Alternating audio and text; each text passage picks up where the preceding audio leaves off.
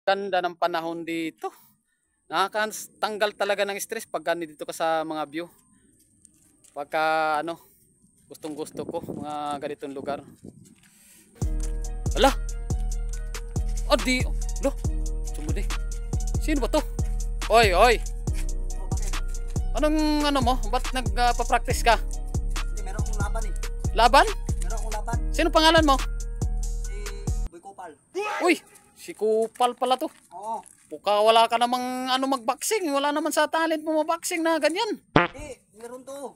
Mayroon? Oh, naghanap nga akong bakante sa kalaban ko ngayon eh. Oh, bakante yan. Ay! Nakahanap na. Oo nga pala eh. Pwede ka dyan. Pwede ka dyan.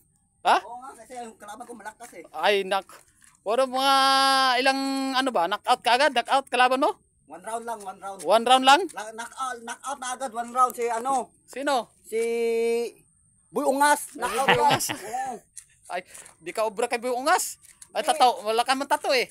Ay, may tato mo? May tato ka ba? Meron totoo. Ay, yung Ganito, laban ganito, nga to. ganito ang mangyari sa mukha niya. Basag ang kalahati. Grabe, may star. Oo. Ito pala yung ano, yung naghahamon kay Boy Ungas. Magaling pala tong boksingero na to. Boy Ungas, Mukhang- kung talagang matapang ka, Oo. punta ka dito sa lugar ko, sa Kay, Mendorio. kailan ka ba nag-umpisa nag-practice sa pagbuboksing?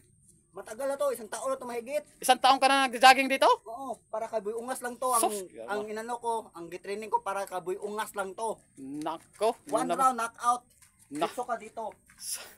Nako. Parang hindi ka pa naman yata nag-almusal eh. Tinakalmo. Ganito nagkatawagan ng mga nangayayat ako eh, kasi ano eh. Dahil sa training ko na ano, malupit. Yung training ko na Yan malupit pala. yun. Ala, sige, sige. Pagpatuloy mo yan, baka makarating ka dyan. Oo.